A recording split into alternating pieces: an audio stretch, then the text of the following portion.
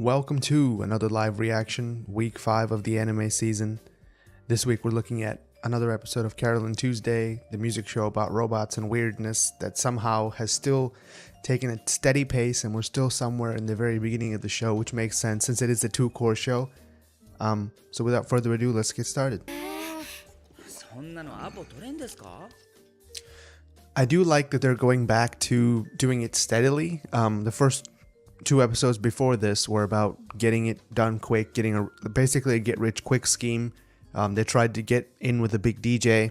They tried to do a music video. That didn't work for them, so now they're going back to the basics and hitting the streets, so to speak, and doing a bunch of live performances.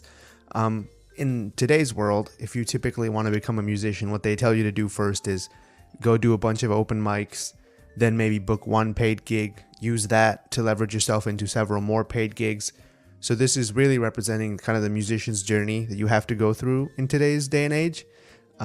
It's interesting that they do it in the future because it's clearly a parallel for the current situation that we're in, where there's a lot of high budget music acts put on by the labels and the studios that they really want to succeed, and other people who kind of make it through their own, bootstrap pulling. So this is really stressing that dichotomy again. We'll see what happens when they try to book a live. Traditionally, in these Carole and Tuesday episodes, we don't really get anything working out for them, which is good because traditionally nothing works out. Like if you try to do it yourself, chances are things aren't going to work out for you. So let's see what happens. So they just showed her brother on the train coming to get her. I thought he was dispatched like 4 episodes ago. We're on episode 5 and he's just making his way down there now. I don't know what he was doing for the past 2 to 3 weeks while these people were making songs and music videos and whatnot. It would have been cool if he deduced their location by watching the music video and be like, hey, I know that building or whatever. It seems that's not going to be the case. We're going to get something more standard than that. I'm fine with that.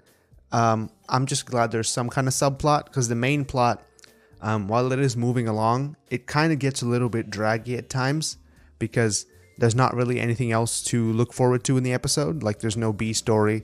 The only B story being that model in the tower with the AI, and that's arguably even less interesting than watching Carole and Tuesday just mill around their house. The best parts of the show are obviously the live performances when they get caught up in some kind of hijinks. That's the best part of the show to me. But other than that, there's not really any time limit menacing threat.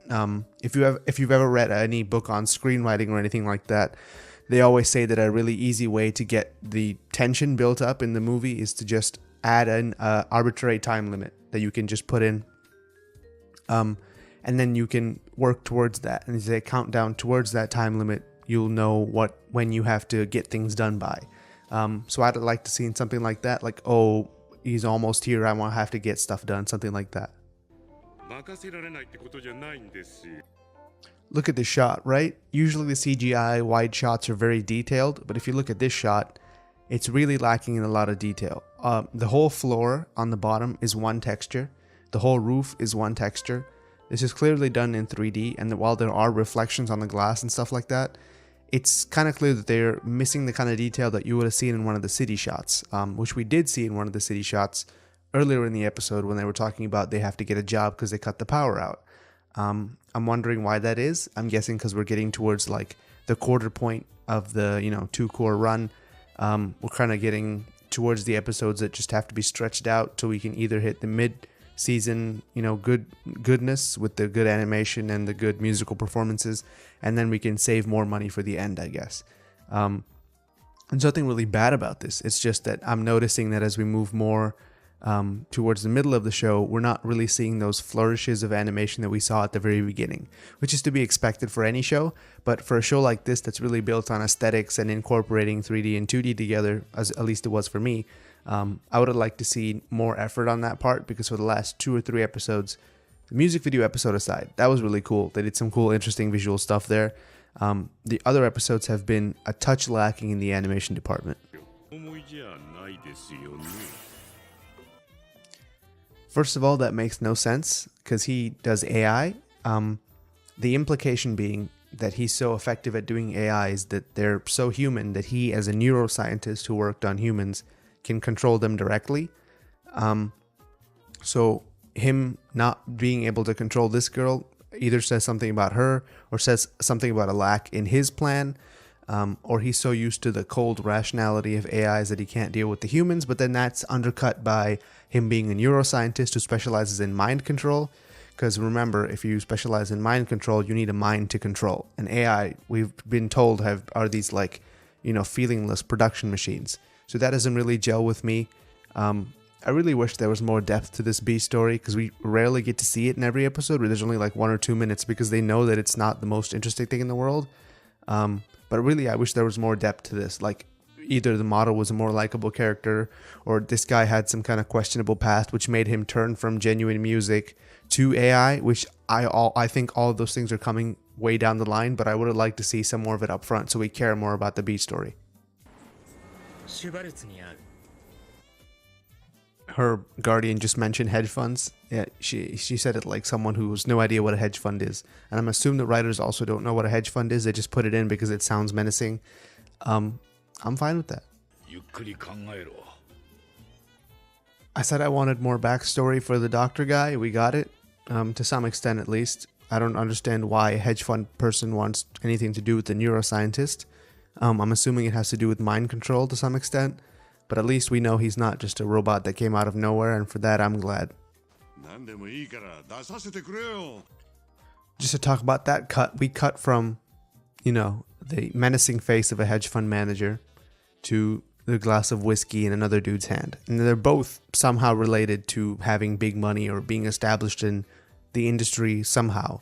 The hedge fund guy, because he has so much money. This Hefner guy, because he has connections, I'm assuming. So the dichotomy here, the contrast is between asking somebody for help with connections and asking somebody just to give you straight money. It feels like the show is telling us that asking people for straight up money is not good and asking people for connections is good. But to me, it's not really that, hard a binary there. It seems more like you're using your influence to get yourself ahead rather than, putting yourself out there naturally, which I thought is what they were going to do. But he seems just to want a place to perform, so you can't really, fault him for that. But just keep in mind that they wouldn't have had a place to perform if Roddy and Gus didn't have these connections.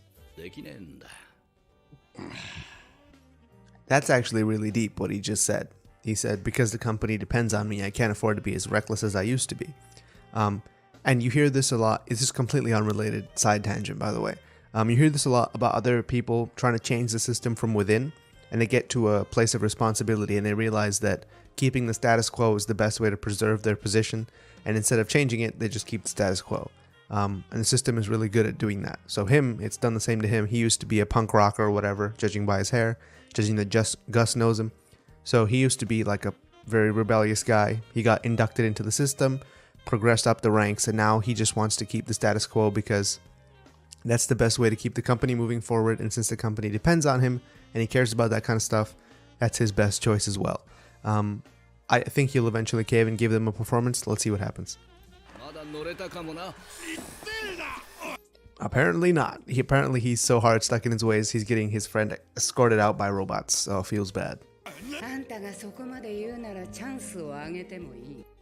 I really like this character of this club owner lady, because she's so traditionalist, she won't even watch an act perform on a phone. I don't think even in this day and age there are people who do that, but you'd see that when the forces of technology push more and more and become like even more entrenched and part of the mainstream than they are right now, you'll see even more resistance from the other side. So you have people who walk around with flip phones and who don't use the internet or social media and things like that as a point of like emphasis, like, oh, this is who I am, I refuse to be part of this technology thing. As technology becomes more and more involved in society, I think you'll see even more pushback until you're like this lady, where are the lights in this club? And she won't even watch an act on a phone. Like, instead of being more progressive, I think it's going to become more regressive in terms of resistance. And it's cool that they kind of captured that in the character of this lady, that even though she's so traditionalist, she still has a good heart and that she's letting them perform even though they have no previous history. Pretty interesting that he's choosing to go the incognito route, because the AI have been so, blatantly marketed that people don't even like that anymore. They only want to see the undercover marketing because they think that's the real stuff. But even that's not real. That's just industry plants even there. So who knew? Maybe this is a good time to talk about the tonality of the show. Whenever they show Carole and Tuesday, wherever they go, it's always warm colored, right? It's always warm tinged. There's never any cool shots with them. As someone who looks through these shows like frame by frame to look for thumbnails, there's no real shot where they're in blue or they're blue cast or anything like that. It's always orange cast. And the opposite for Angie and Tao in the AI room. Always cool cast, never warm cast. They're doing this on purpose, obviously. These are the down-to-earth, hardy, human, vital type people. They're cold, calculating up in the tower. I just thought I'd mention that because something I noticed. Anyway, on to their live. So that was episode 5. A couple interesting things happened at the very end there. First of all, props to the show for getting the ambience of a music club exactly right. I'm actually going to a jazz club today, and that's exactly what they look like. They're weirdly dark. There's only old people there. Even today, there aren't that many independently owned and operated clubs that play live music. Very few. And they're pretty, guarded about who they let on stage. So that was all accurate to my knowledge. Her brother came in, saw her, and then walked out. So we know what that means. He liked what she was doing. She's like, oh, she's not just loitering around here in the city. She's actually doing something productive. I might as well be supportive of that. So I'm just going to leave. I wonder if he's going to make contact again and try to establish, like, hey, I'll help you stay out of the clutches of our extremely powerful mom who's running for president or whatever. And they got a call from Gus. I'm going to guess that's Hefner, going back on his, thinking back, I'll give you one for the old days type vibe. Probably something to that regard. Other than that, this is probably one of the better episodes we've seen in a while. There's actually stuff moving in the plot. We learn about characters, which we did to some extent in some previous episodes, but not as much as this episode.